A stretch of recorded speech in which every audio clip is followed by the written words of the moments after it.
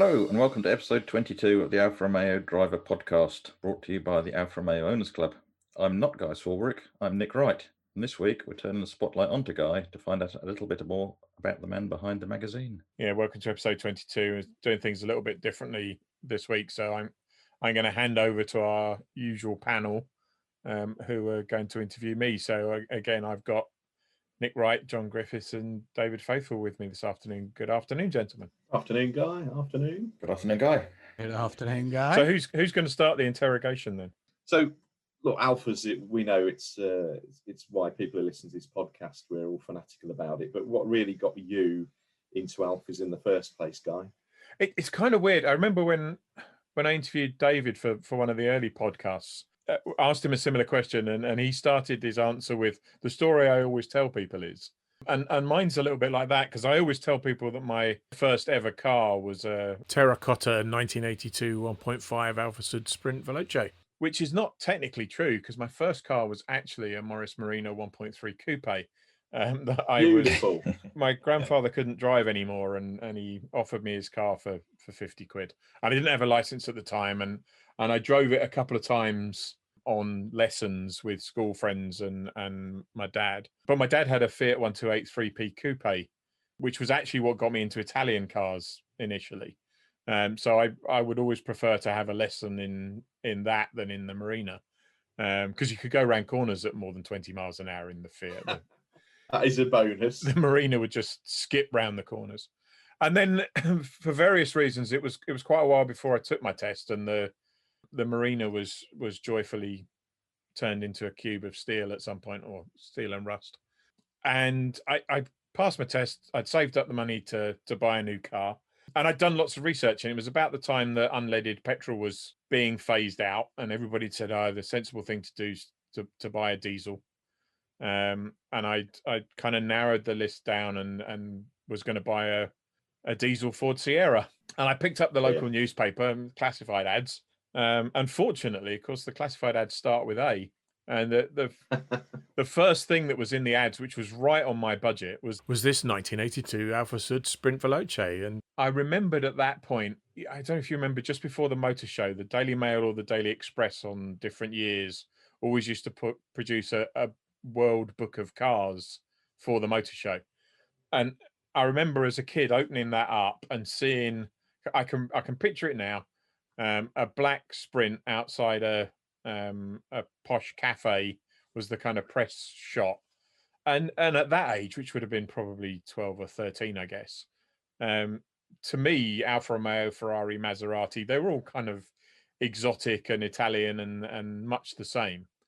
So to open the classifieds and discover that I could actually afford the car that I'd kind of dreamed of having 8 or 9 years earlier was just phenomenal. So I was straight up there and bought it and took it into work the next day, and everybody said, "That's not a Sierra diesel." And I grinned back and said, "No, it's not." Well, to be fair, if it was alphabetical, you could have ended up with an AC Cobra club or something. Yeah, I don't think that would have fitted the budget though. I was thinking Austin Ambassador myself, but you got away with that. Yeah, fortunately, it came one before that. Yeah, and my dad had 2 princesses, so there was no way I was ever going to buy another. Not a wedge fan. much maligned. I like the old Ambassador.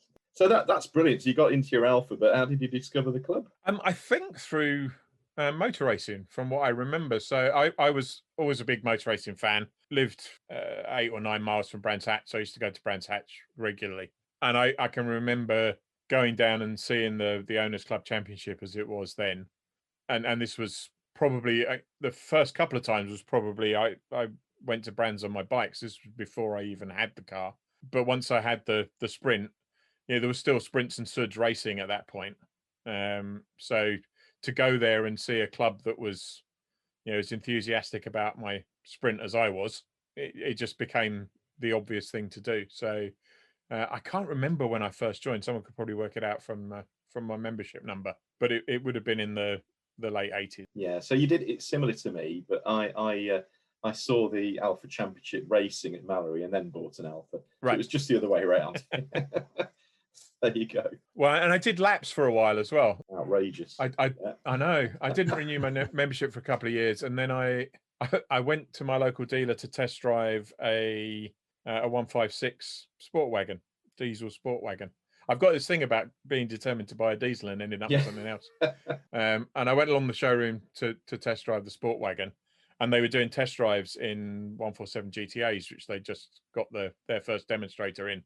Yeah. And so I left having put a deposit on a GTA. Wow. And at that point, so that would have been what, 2002 probably. At that point, I thought, no, it's time to join the club again. Great stuff. So you got in on the club. Obviously, you're a magazine editor today, but come on, what's your favourite bits about it all? I like lots of it, and I guess the strange thing is when I first joined, I was based in Kent when I first joined, and then moved to Berkshire during the period that I had the Sprint and my 155 afterwards, and I never really at that point engaged with the section side of things. So I went to a couple of national events, went on a couple of different treasure hunts and things like that, but never actually got involved in the club at a section level.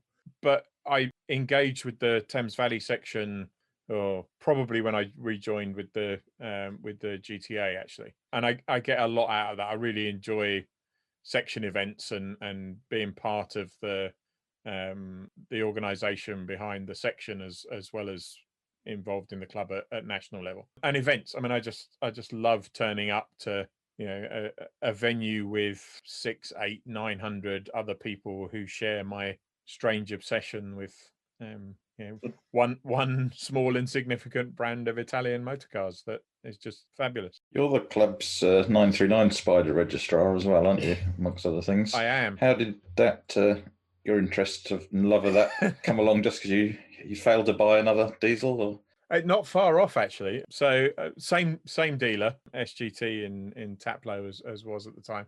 And I went to buy a Brera, actually.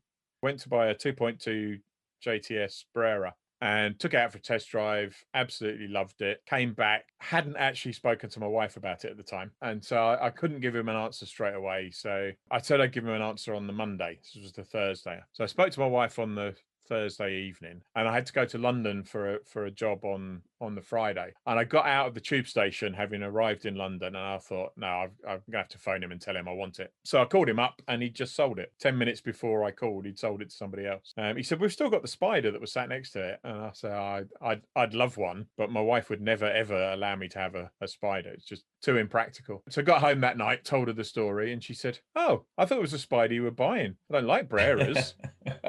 Excellent. So I took that as a yes. Yeah.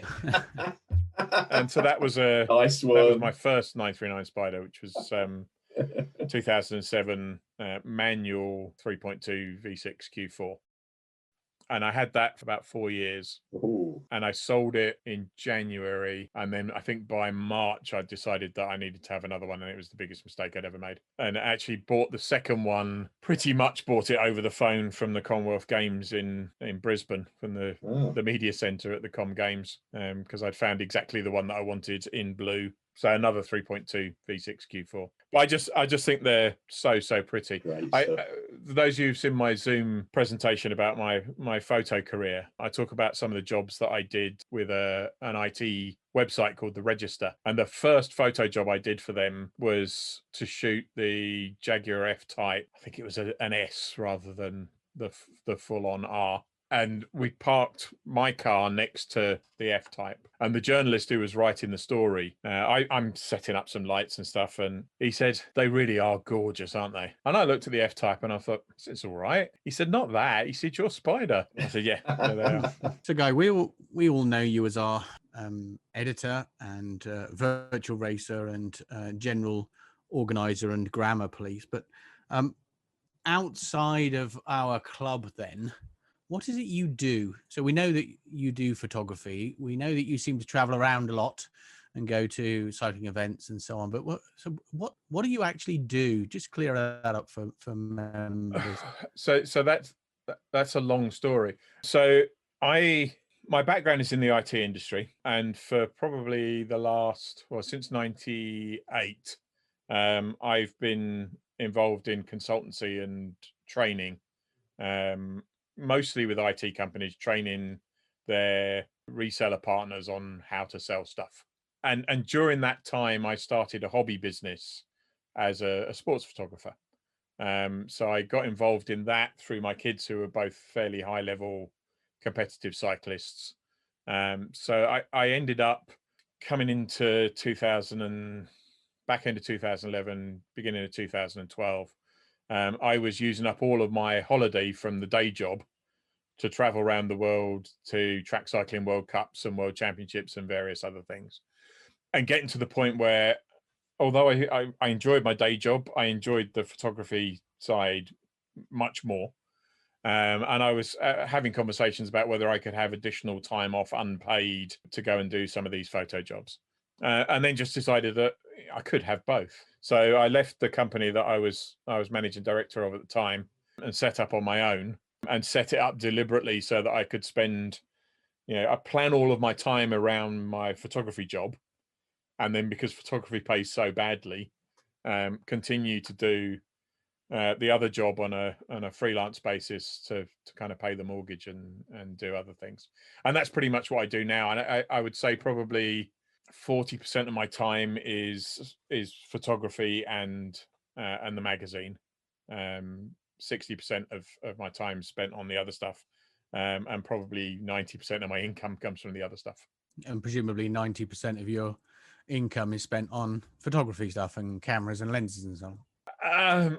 Well, just in case HMRC are listening, the photography side of the business is profitable. It's not as profitable as the other side. So yeah, I mean, when I first started, first World Championships I did was 2008 in Manchester, which I did get paid for, and I decided then that I was going to do that every year. And I think the 2009 one I went to without any clients and paid for on a credit card, and then started picking up clients. But I did quite quickly get to the point where I decided there was no point in doing it if I was funding it, because it wasn't a hobby. It was something that I wanted to take seriously. And I also, I didn't want to feel that I had an unfair advantage against other photographers because I didn't need to make money and they did. And therefore I could win business by undercutting them. Yeah. So I don't do a job unless I make money doing it, but I make the same kind of margins as other photographers do, not the kind of margins I make in the day job. But I have noticed you and I rock up at motorsport events or big Alfa or Italian car events, and I'm proudly carrying my Canon EOS 600D with my 70-200 lens, and your setup is significantly more expensive looking and about 3 foot long. So presumably for someone who's listening, if they wanted to get into motorsport photography or similar, there is a significant investment required, isn't there? I mean, I consider I take snaps rather than photographs. And I think there's a notable difference between my photos and your photos, clearly. But can someone actually get into photography in a sort of a semi-professional way on a limited budget, do you think? Or is that just not possible these days? No, you certainly can. And I did. I mean, I started selling photos when I was a mountain bike racer. And I started taking mountain bike photos actually on a digital compact camera, moved to what they call a bridge camera, a big zoom compact camera, and then bought a consumer level DSLR. And I've just gradually upgraded over time. I think that the two big differences between consumer equipment and the pro equipment, the first one is that you can probably take as good a picture with the consumer stuff as you can with the pro stuff. But you can do it much more consistently with the pro level equipment. It's just much more reliable. You've got more flexibility over the settings. And I particularly on the cycling stuff where, a motor race, you've got 20 minutes, 25 minutes for a race. Any car that you're trying to get a picture of is going to come round multiple times. So you've got multiple opportunities. If you're shooting the sprint for a client, a track cycling event, you've pretty much got one opportunity to get it right. Team sprint, they start with 3, go to 2, then go to 1. And nobody wants a picture of anything other than 3 riders together. So you've basically got to get that on the lap they come round the first time. And the pro equipment helps from that perspective. The other side of it is it's much, much better built. so you can abuse it much more. You can treat it like a tool, focus on doing the job, and if you bang it against a concrete wall as you're walking down towards the track, and it's hanging off a strap on the side and it just bangs into the wall, it's just going to take a chunk out of the wall. Whereas if you do that with a consumer level camera, it's probably the lens will snap off the front of the body, and the body will be knackered. And it's more waterproof and all of those things. So it's exactly the same. You can drill a hole with a 20 quid corded drill from B&Q, but most tradespeople will have a big, expensive, metal-bodied, higher power, higher torque drill. And it's for much the same reasons. So I certainly enjoyed your photos in Alfa Driver magazine, and still do, but particularly like the ones from 2018 with British touring cars. And I know you were the guy that was stood by the side of the track and actually doing them, and we weren't kind of buying those photos in or anything, but they were terrific. You had a bit of fun with that as well. That was great for me because again, people who've seen the Zoom presentation will have heard this story, but one of the big challenges of being a motorsport photographer is that you really need accreditation to get into the right places to be able to take the best shots. Doesn't mean you can't take shots from elsewhere, and we've got members like David Harvey who take fantastic shots from spectator areas, but you really do need that access, and the only way you can get that access is to demonstrate that you're experienced and can be trusted because you've had that access before. So getting in for the first time is really, really difficult, and so really, although I've been trying for best part of 20 years, it was becoming the magazine editor and being able to prove to the BTCC that I had an outlet for the photos.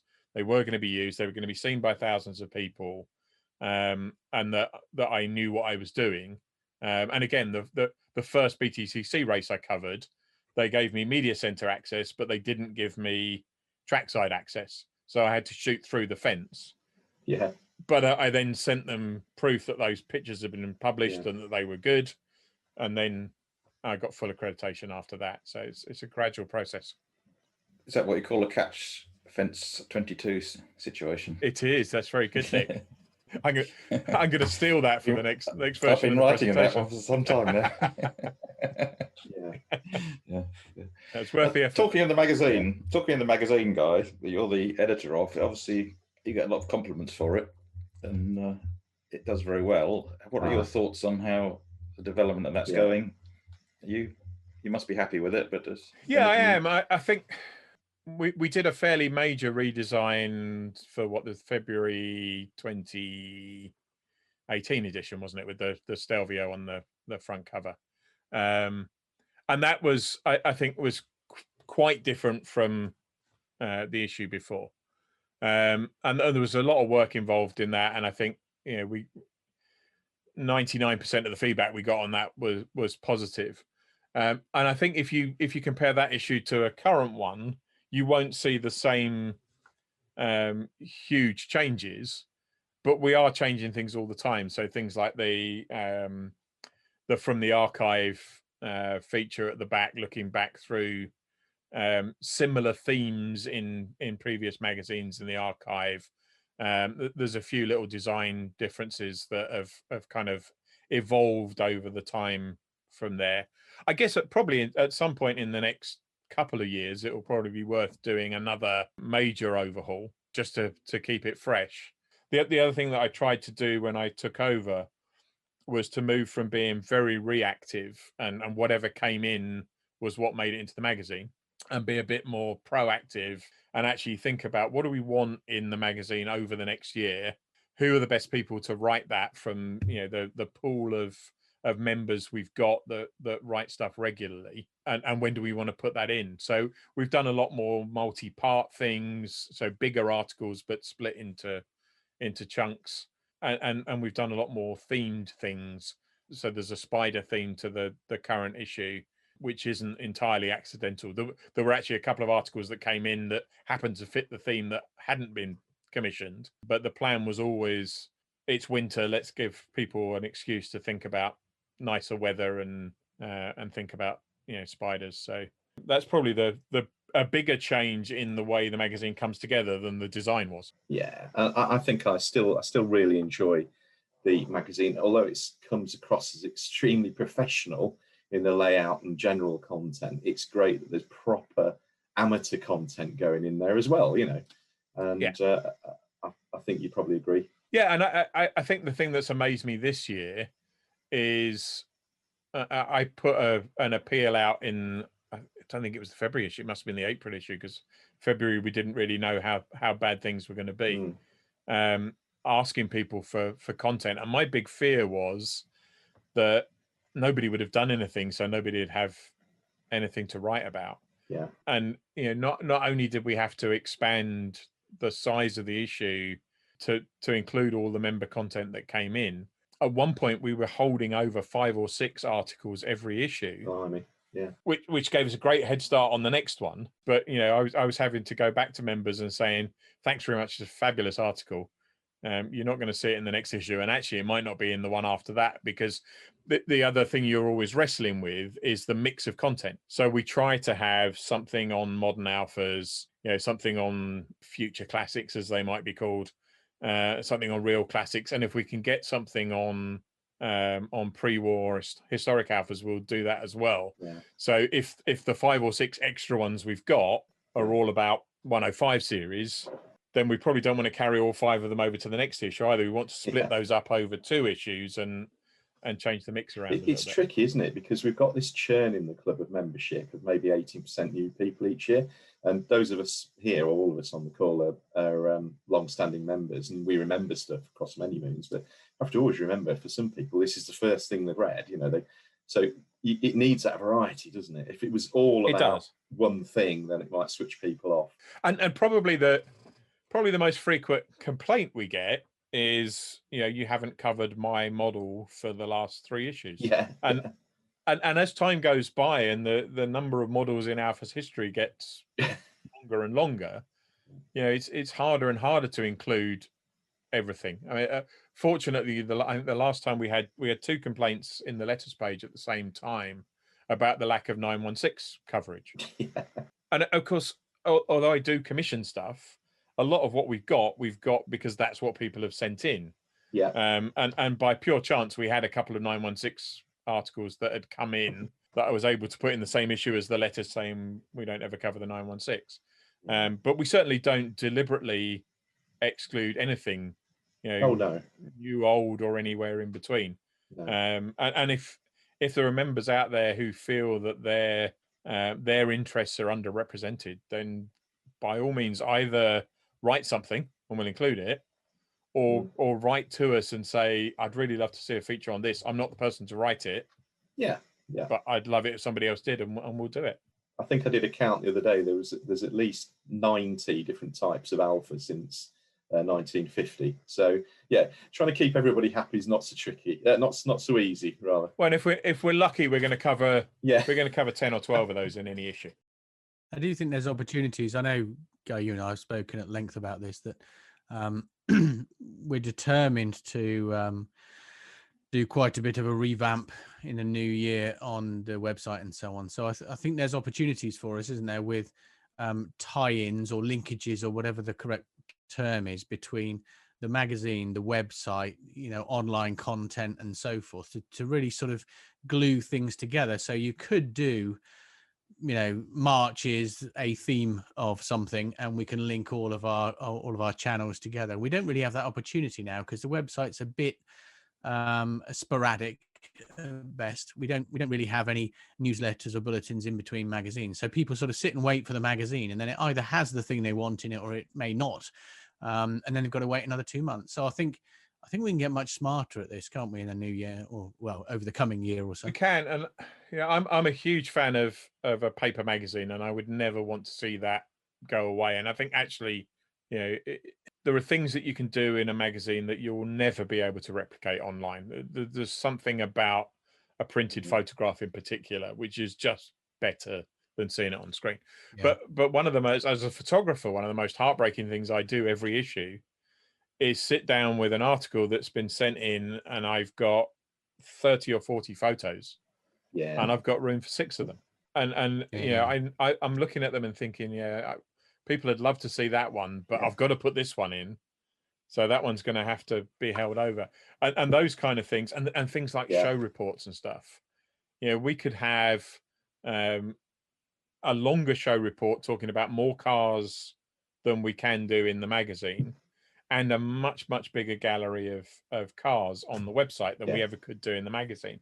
And that doesn't mean you wouldn't cover it in the magazine, but you'd kind of have the paper version, and then you'd have the extended or the different online version.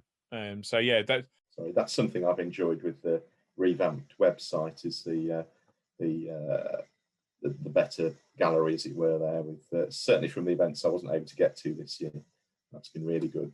The other thing we've talked about on and off is having more technical articles in the magazine, so kind of how-to articles, and we do it every now and again. But I think the problem is, you know, you've got 90 models over 110 years, so you've got a proportion of the magazine readership who are only interested in some of those 90, and then if you pick any one of those at random, only a proportion of the people who are interested in that model are interested in how to change the multi-air filter. And some things are important to put in there, and they have, you know, interest across multiple models. So stuff around problems with engines is actually often much more applicable, because it might have arisen in a Mito, but it applies to a Giulietta, or it might have arisen in a 156, but it applies to all 16 valve twin sparks, or whatever. But online allows us to do stuff that it's easier to target at the right people, and it's easier for people who aren't interested to ignore it without thinking, well, that's 6 pages of my 90-page magazine that have been taken up with something that is arcane and of no interest to me.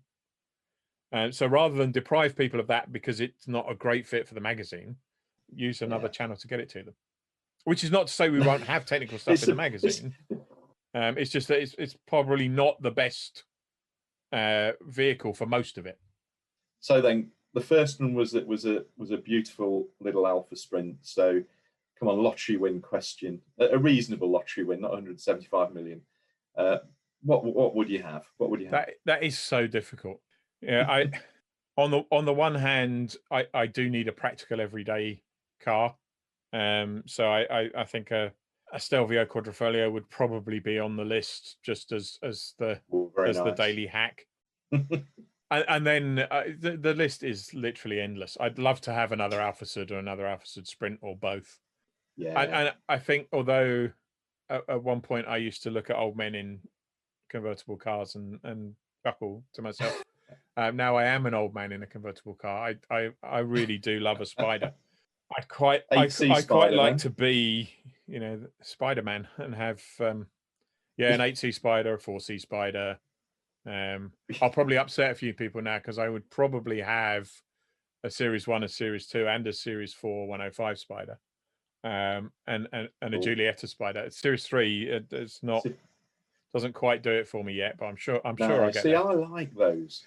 I like those. But probably the only one that the only Spider that I can think of that I wouldn't really want, although I'd have the coupe version in a blink, is the RZ. I just much prefer the SZ. So I'd have an SZ as well. Yeah, I like the roof line. I like the RZ for its rarity value. Yeah, I think my problem with the RZ is the first one I ever saw was a yellow one, and it just looks so much like a skip. But outrageous. But no, I can see the letters. I can see the letters coming in now, Guy. You're going to edit, yeah. You're going to have to edit that. You can't leave that in. Maybe that'll go on our outtakes podcast. Yeah, I wouldn't. If I had a yellow RZ, I wouldn't leave it with the roof down, parked anywhere. Don't know what you'd find in it afterwards. If nothing else, I think, Nick, we've got his birthday present sorted, and he needs a Spider-Man outfit, obviously. But the current front cover was a bizarre story. So that was sent in as an entry for the photo competition, and it was sent in at 4:00 on the closing date for entries, and went into my spam folder. So I looked towards the end of the day to see if any more had come in, and they hadn't. So we then did the shortlist and did the judging and everything else. And then a month or so later, I cleared out my spam and I found that picture in my spam folder, and I thought, that's a shame, because that would have made it to the shortlist, and no question about it. So the whole winter spider themed issue actually has its genesis in me finding that photo and thinking, no, that's got to be a cover at some point. Yeah. That's just such a stunning image. It's a cracking cover. Well, that's it for this episode. Thanks very much to Nick, John and David for the interrogation. As always, we'll be back in 2 weeks' time on the 17th of January at 1:30, this time with a genuinely interesting guest. Don't forget, you can find us on the club website, on iTunes, on Spotify, and all good purveyors of podcasts. So until then, stay safe.